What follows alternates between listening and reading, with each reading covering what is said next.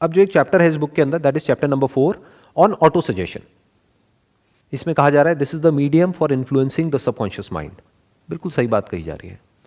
Subconscious mind मतलब क्या है? हमारी आदतें, वो काम जो हम बिना सोचे समझे करते हैं। जैसे जब तक गाड़ी चलानी आपको नहीं आती है तब आप कॉन्शियस माइंड से गाड़ी चलाना सीखते हो, एक बार गाड़ी चलानी आ जाती है तो वो गाड़ी सबकॉन्शियस से चलती है। आप कुछ और सोच रहे होते हो कॉन्शियसली, लेकिन गाड़ी अपने आप चलती रहती है। तो क्या कहा जा रहा है? No thought whether it is negative और positive can enter the subconscious mind without the aid of the principle of auto suggestion. Auto suggestion को एक और तरीके से भी आप बोल सकते हो रेपिटेशन। ऑटो सजेशन मतलब कि हम खुद को सजेशन दे रहे हैं, मतलब खुद ही के माइंड में एक बात को रिपीट करते चले जा रहे हैं। किसी भी स्किल को अगर हमको डेवलप करना है तो उसके लिए क्या चाहिए? Repetition, practice.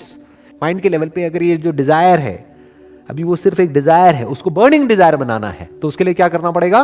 क्या चाहिए माइंड के लेवल पे? Auto suggestion. ऑटो सजेशन मतलब क्या? रेपिटेशन, कि बार बार उसके बारे में सोचना पड़ेगा। तो वो धीरे धीरे कॉन्शियस माइंड से हट करके सबकॉन्शियस में चला जाएगा। फिर क्या होगा? अपने आप ही वो थॉट्स आने लग जाएंगे। बिल्कुल ऐसा है जैसे एक बीज को आप प्लांट कर रहे हो। डिजायर बिल्कुल एक बीज के जैसा होता है, तो बड़े सोच समझ करके वहां पे प्लांट करना होता है। नीम का बीज बो दिया तो उसके बाद में पता नहीं लगेगा, लेकिन जिंदगी कड़वी हो जाएगी। और अगर आम का बीज बो दिया तो जिंदगी मीठी हो जाएगी। इसीलिए मैंने कहा कि डिजायर किस तरह का अच्छा होता है लॉन्ग रन में और किस तरह का बुरा होता है, based upon my own experience.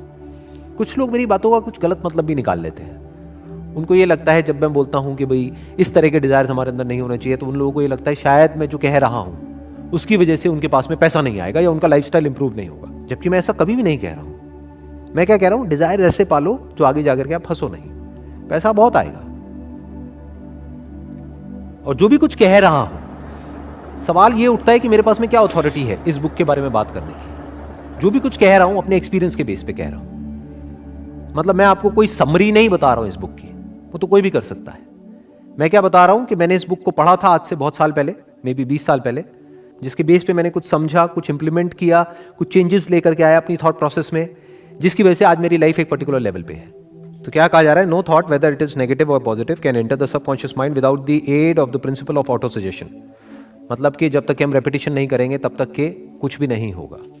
तो रिपीट करना है, यानी कि जो भी आपका डिजायर है, जो भी आप बनना चाहते हो, जो भी करना चाहते हो, उसको लिखते रहो, उसके बारे में सोचते रहो, उससे रिलेटेड बुक्स पढ़ सकते हैं, उससे रिलेटेड वीडियोस देख सकते हैं। यानी हमारा माइंड एक ही जगह पर फोकस्ड हो जाए, कि जो आपको करना है पूरी तरह से वहां पर फोकस्ड हो जाए।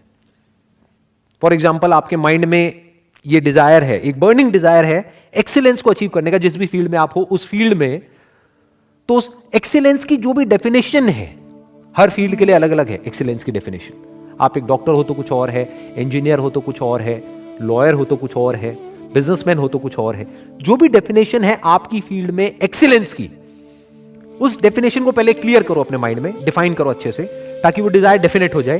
फिर उसको रिपीट करते चले जाओ अपने माइंड में कि this is what I want to become, this is what I want to achieve. अब चैप्टर 6 है इमेजिनेशन।